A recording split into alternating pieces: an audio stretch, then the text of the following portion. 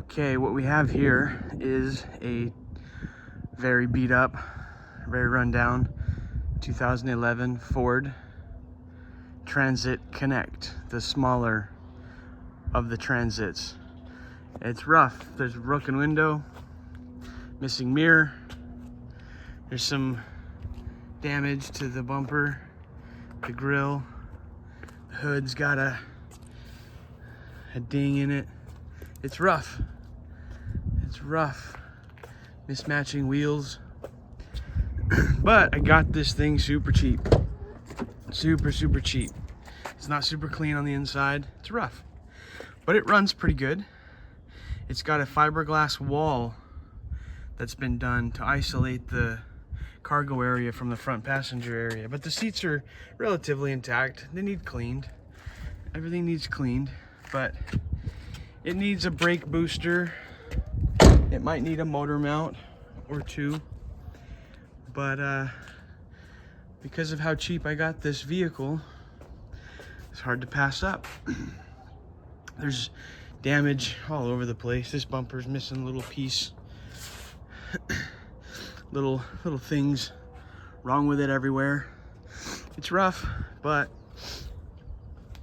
if you're gonna build a dedicated rolling boom box, if you're gonna try to destroy a car with sound pressure, starting out with a rundown vehicle might not be a bad idea. So I picked this thing up for the sole purpose of building a insane sound system in it. I've never done a dedicated vehicle build before. I've always low-key put an elaborate system in my daily drivers for my family vehicles. It's the first time in my life I've reached a point where I can kind of justify it. Now, I admit I do not have the finances to do this, but I think that maybe if I am slow and patient, maybe I could set up a Patreon account and get some support. We could fund this build. Excuse me, I have a cold, so you're gonna have to bear with me. I'd like to vlog this process. I think I understand enough about the science, and I have done audio enough in my life that I think I can really add value. And talking to a few friends in this scene, I don't think there are very many or anyone who goes into extreme depth and detail regarding a build process like this. I think that this could be scaled up to an elaborate build like this, all the way down to a very simple build, even something like a bookshelf speakers or computer desk speakers. So what's the goal here? The goal is the entire build. I would like for it to cost 10 grand or less, including the cost of the vehicle. I'm literally only $500 deep in this vehicle. I'm not sure if I can reach that goal or not. There's a chance it may end up being closer to 12K as I roughly calculate what it would cost. This is going to be a budget-oriented build. This is not... I think there's a lot of builds where one way or another people have nearly unlimited funds. This is going to be... everything about this build is going to be budget-oriented. Excuse me. So what's my next goal?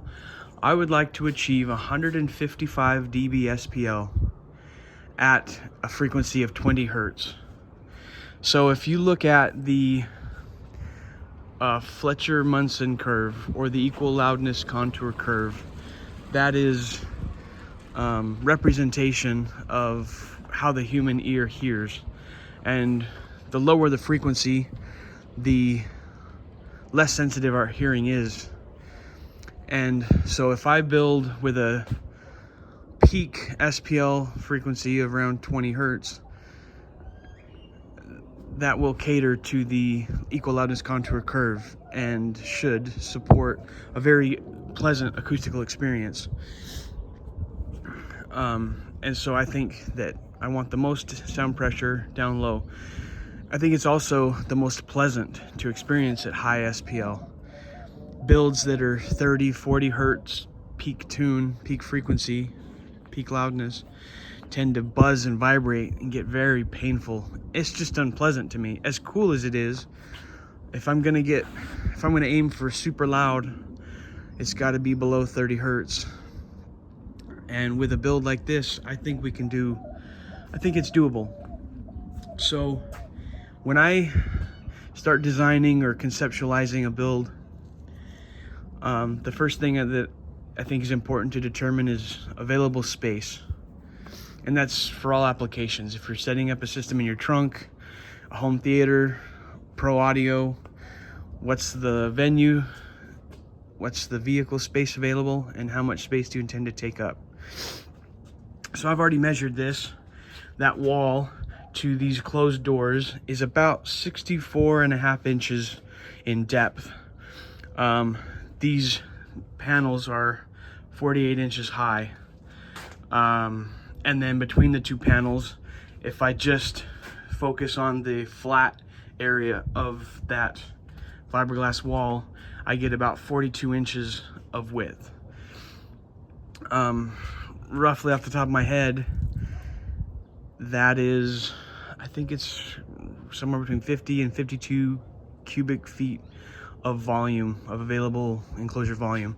I've optioned to retain 16 inches between the back of the enclosure and the back of the door for what I perceive is going to be needed.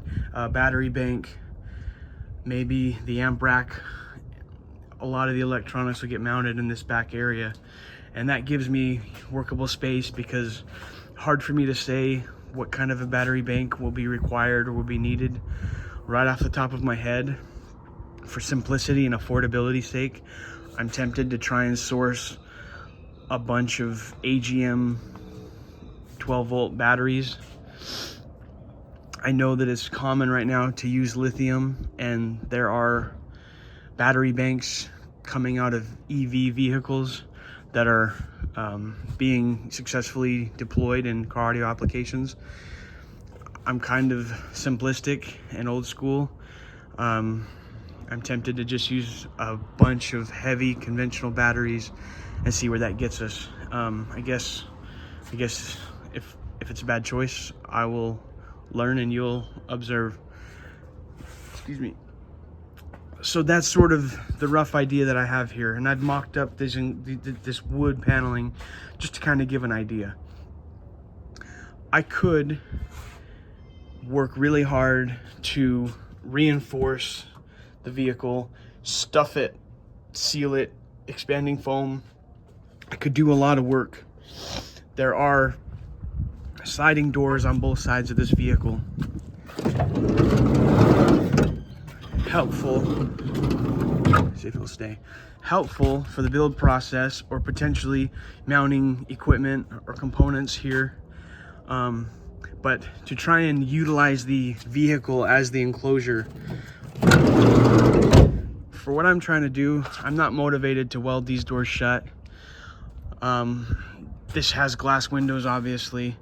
I'm not motivated to weld steel paneling in place of the glass windows. I'm not motivated to cage this entire thing in steel, reinforce it, put 2, 3, 4 layers of plywood around every surface and completely isolate it. I'm not motivated to do that. I know the loudest builds do those things. I know it's common. I'm kind of poor boy in this. I'm kind of gonna do this on the cheap. And I'd like to prove that there's other ways to skin this cat. One of the first things that I ran into so far when talking to people about this build, I've showed pictures of this mock setup with these panels laying in here like this, and the first thing I heard was, I'm gonna need to double or triple layer all this paneling if it's gonna work correctly. I'm of the school of thought that I'm gonna single external wall everything with internal bracing. So I've got an enclosure over here that I'm building for a friend, for a client. And just for example, This is some of the internal paneling bracing that I option for. It is my experience that internally bracing with a honeycomb or a grid style system yields the most efficient use of space and is as structurally integral, or maybe even more so, than double, triple, or quadruple wall external paneling. I think that the jury's out on that. It's divisive. Most of the loud SPL cardio guys multi-panel, and so I'm up for discussion. Bring it up in the comment section if you've got useful information, data to share, or experiences. But for now, this build is, the intent is to do single wall with heavily internally braced structuring. Okay. Let's see, what's my other goal? I guess the third goal that I have for this build is to be musical enough to impress most people. I'm not going for a SQ, little SQL. I want it to sound good. It's got to be pleasant. And I don't want it to rattle from the front cabin area. So I'm gonna wall this thing off. We're potentially gonna use this existing fiberglass wall to some degree, retain it, just because it's already in place. It's not super fancy. It's got its blemishes and its problems, but largely it's intact. If I channel all the acoustical energy through a wall into this front area, I don't have to sound deaden or soundproof anything in the back. It might rattle standing outside the vehicle, but my initial focus is I just want it to sound good from in the cabin area here. Not sure how loud this build will end up being. It's likely that we'll do a roof strut, a roof support, to try and prevent excessive vibration from the windshield and the roof area. I do perceive that being a necessity. I guess we'll see. Okay, so this is an introduction. This is my first attempt at a video like this. I realize it's gonna be kind of ghetto. The production value is gonna be low, but I hope that the content is of high value. So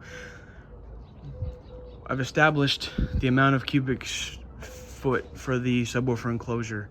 In a follow-up video, I'm going to sit down at a computer and discuss with you my thought process regarding the right selection of enclosure design, what subwoofers are the optimum for the application, and with all my goals in mind, how do we achieve these goals? So, question to leave you guys on, cliffhanger: how do you determine the best design? Do we run a whole bunch of 8-inch subwoofers, a few less 10s, a few less 12s? Do we run a handful of 15s, just 2 or 4 18s? Do I run a couple of 21-inch subs? What brand and why? Of the thousands of options out there, how do we determine what type of driver we use based on our goals? What type of enclosure? I've evaluated tons of options here. You could do sealed, you could do a base reflex conventional ported enclosure, we could do a bandpass 4th, 6th order, we could do some sort of infinite baffle design. I had considered making a bit of a stunt wall and use the front cabin as sort of the rear chamber to an enclosure. I've considered a bunch of different things, and I'm not 100% sold yet, but I think I have a pretty good idea of what this is going to end up being. Why am I doing videos like this? I don't think it's very common for people to theory craft or to video log the entire engineering process behind something like this. And I think it's necessary. I think it's value added. I think that my thought process and methodologies might be useful, might be translatable to your guys' builds and future builds. I guess we'll see. What else? Oh, I guess there's a fourth goal that I have in mind with this build. I wouldn't mind acquiring a sponsorship. I am positively biased towards Dayton Audio, very much so. Dayton Audio is a house brand sold by Parts Express, completely web-based. They specialize in DIY, pro audio, and home theater, and they've got a very small, actually quite pathetic car audio support line, but their home theater and pro audio is pretty good. Well, so I've been using Dayton Audio equipment. I've actually got a Dayton Audio 15-inch sub sitting here that I picked up. Well, it's new, but I bought it as used. But I've been using Dayton Audio for years. Why do I like Dayton Audio? Their stuff's clean, it's simple, it's budget oriented, it's DIY oriented, and frankly, it's the best bang for the buck I've found for audio in general. Excuse me again. Their stuff's not the best. It's entry level in a lot of ways, but it served me quite well. Maybe in a follow-up video, I'll show my pickup truck that I have a full Dayton Audio setup in there, and it's clean. The speaker pods are somewhat tacky. I just didn't paint match, but acoustically, it's a very clean build, very affordable. Excuse me again. I got a cold, guys. Sorry. Hopefully that doesn't distract too much from the content I'm trying to provide here. My fourth goal with this would be to develop enough of a following to get enough support from any and all of you to persuade Parts Express to issue me an ambassadorship, to sponsor. I'd like to do a full Dayton Audio build with as much of Dayton Audio's equipment and Parts Express's equipment in this build as possible. To my knowledge, there isn't an SPL car running around with Dayton Audio equipment, and I'd like to fill that void, if you will. And I'd like to also represent that budget, DIY oriented niche place in the market that I think that they fill, that I just don't think that they're properly represented, and I think we can do that here. So I guess I'll sign off for right now, and more video content to follow. I think it'll get more fun once we start breaking down some of the designs, and we pull up on a computer some of the modeling that I've done and discuss how we get to the conclusions we do. Okay, more to follow. Thanks, guys. Appreciate your support.